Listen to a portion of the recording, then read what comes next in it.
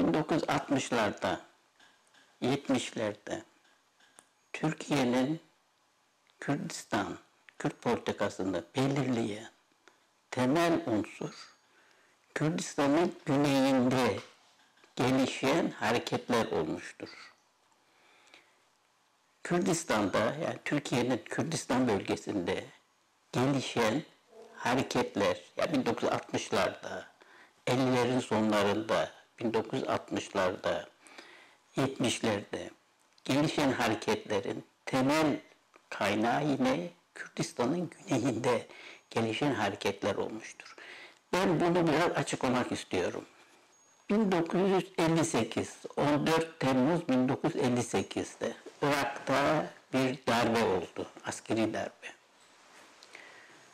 Krallık yıkıldı, Cumhuriyet ilan edildi. Bu çok kanlı bir darbeydi. Kral Faysal ve ailesi, Başbakan Nuri Said Paşa ve ailesi linç edilerek öldürüldüler. Abdülkerim Kasım ve arkadaşları darbeyi yapanlar. 27 Temmuz 1958 Albay Abdülkerim Kasım geçici bir anayasa açıkladı. O anayasa şöyle söylüyordu: Irak halkı Araplardan ve Kürtlerden oluşur. İlk defa Kürt kavramı Iraklı bir asker tarafından dile getirildi. İşte Türkiye'nin Kürt politikasını belirleyen temel unsur bu olmuştur. Yani böyle bir sürecin kuzeye etkilemesini engellemek Türkiye'nin çok temel bir politikası olmuştur. Çünkü Irak halkı Araplardan ve Kürtlerden oluşur denince Kürt örgütleri legalleşmiştir. O zaman Mirza Mustafa Barzani Sovyetler Birliği'ndeydi. Yani 1947 Mahabat Cumhuriyeti çöküşünden sonra Mirza Mustafa Barzani 500 peşmerge ile birlikte Sovyetler Birliği'ne sığındı. Sovyetler Birliği'nde işte 47-58 arasında Mirza Mustafa Barzani ve peşmergeler orada kaldılar. Albay Abdülkerim Kasım Mirza Mustafa Barzani'yi Irak'a davet etti. Mirza Mustafa Barzani ve peşmergeler Irak'a döndüler. Irak Kürdistan Demokrat Partisi legalleşti. Kürdistan Demokrat Partisi hükümette yer aldı. Büyük bir rahatlama oldu Kürdistan bölgesinde. Irak'ta da, Kürdistan bölgesinde de. İşte devletin, yani Türkiye'nin Kürt politikasını belirleyen bu unsur olmuştur.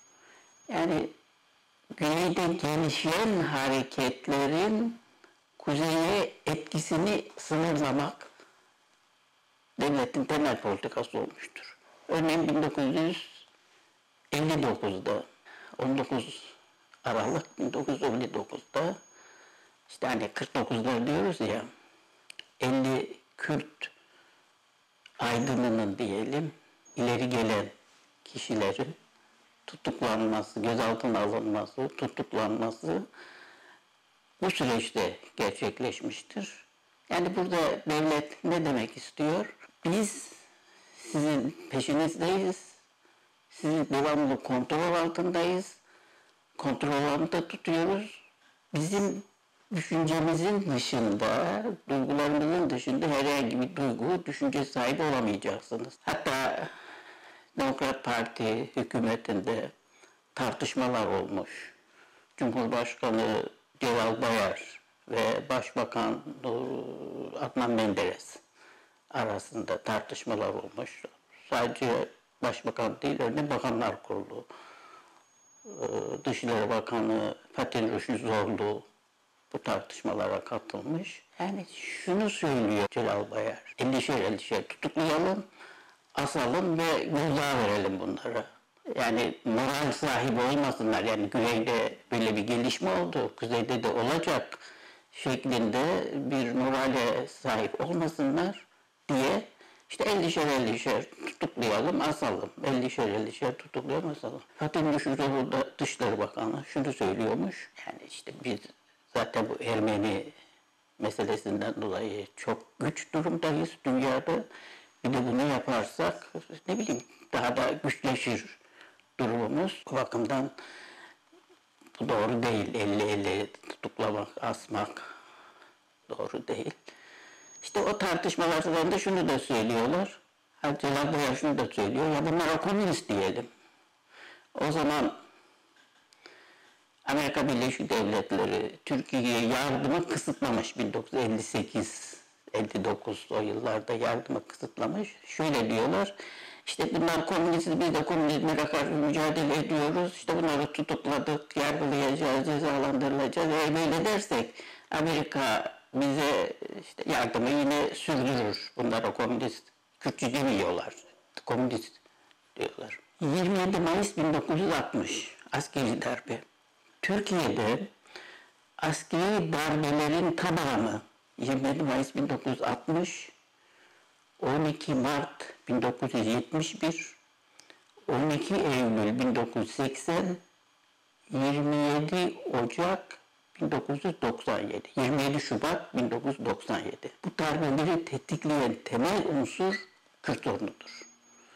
Ama Türkiye'de üniversite, basın, toplumsal bilimler, örneğin tarih gibi, sosyoloji gibi, siyaset bilimleri gibi, sosyal bilimler bunu açıklamamıştır, böyle açıklamamıştır.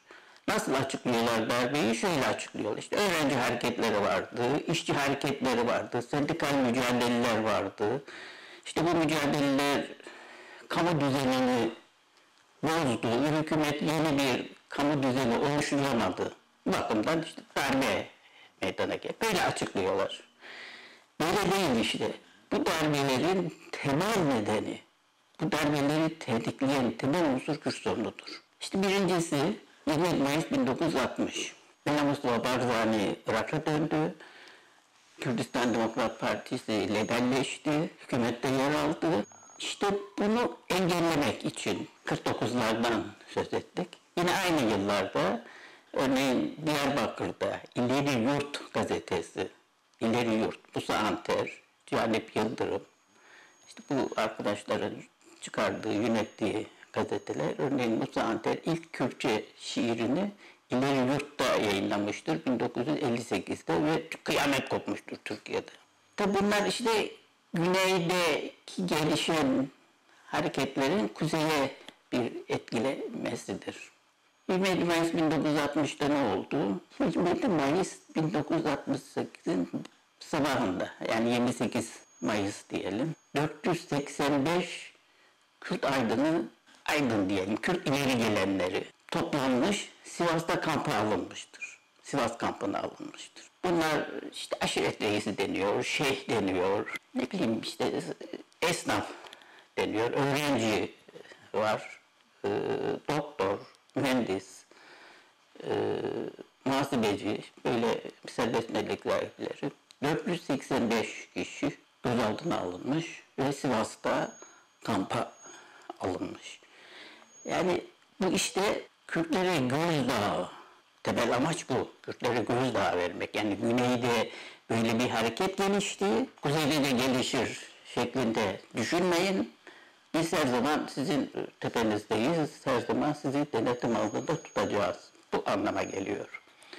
Bunlardan 55'i işte 7-8 ay sonra, Sivas kampında 7-8 ay sonra 55'i sürgün de edildi. 55 ağalar 1961-62'de böyle bir kurum da vardı. 55 ağalar, bunların sürgünü. Örneğin ağalık, yani toprak ağalığı sadece Diyarbakır'da, Urfa'da, Van'da değil ki, örneğin Manisa'da da toprak ağalığı var, Çukurova'da da var, Bursa'da her yerde var. Ama onlara dokunmuyor. Sadece Kürdistan'daki toprak sahiplerine dokunuyor. İşte onlar sürgün edildi. Bu amaçla sürgün edildiler. Şimdi şöyle bir gene Abdülkerim Kasım geçici anayasa açıkladı. İşte Kürtler ve Araplar Irak halkını oluşturur falan dedi ama bu sadece Türkiye'de tepki göstermedi. İran da buna tepki gösterdi. Suriye de buna çok tepki gösterdi. Ve 1960-59'dan 61 ortalarına kadar Kürtlerle Arapların arası bozuldu. İşte Türkiye'nin etkisi, Suriye'nin etkisi, İran'ın etkisi nedeniyle ilişkiler bozuldu ve Kürtlerle Araplar arasında bir savaş başladı. 1961, 9 Eylül 1961. Yani Peşmerge'nin mücadelesi başladı. Şimdi 1970'te Bela Mustafa Barzani ile Saddam Hüseyin arasında bir anlaşma oldu. Kürtlerin özelliği anlaşması. Bir anlaşma oldu. O zaman Bela Mustafa Barzani Kürdistan Demokrat Partisi Başkanıydı. Saddam Hüseyin de Irak Devrim Komuta Konseyi Başkan Yardımcısı idi. Yani başbakandı. Yani 70'te Bela Mustafa Barzani ile anlaşma yaparken başbakandı ama 78 artık bütün kurumların tepesindeki adam Saddam Hüseyin'dir. İşte bu anlaşma 11 Mart 1970 anlaşması. İşte Türkiye'de hani 12 Mart diyoruz ya 12 Mart 1971. İşte bu askeri darbenin temel nedeni de budur. 1970 anlaşmasıdır. Örneğin ben şöyle bir iddianame hatırlıyorum. Kürdistan Demokrat Partisi iddianamesi. Diyarbakır Siirt İl Sıkı Yönetim Komutanlığı Askeri Mahkemesi'nde düzenlenen bir iddianame. İddianame diyor ki 11 Mart 1970 anlaşması Kuzey'de insanların moralini yükseltti. Moral sahibi oldular. İşte oradaki gelişmelerin Kuzey'de de gerçekleşmesi için çaba içine girdiler.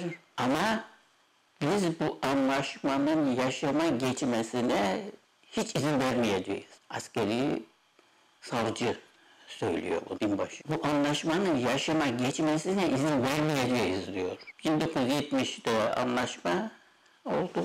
Saddam Hüseyin ile Bela Mustafa Barzani arasında anlaşmanın önemli bir maddesi Kerkük üzerindeydi. Şöyle deniyordu, işte Kerkük'te bir anlaşmaya varamadık, Kerkük konusunda bir anlaşmaya varamadık. Ama Kerkük'te 2 yıl içerisinde sayım yapılacak, nüfus sayımı yapılacak ve o sayım sonucuna göre Kerkük Kürt bölgesine veya Arap bölgesine katılacak. Kerkük'le ilgili madde böyleydi. Tabii bu anlaşma da Türkiye'de, İran'da, Suriye'de çok büyük tepkiyle karşılandı.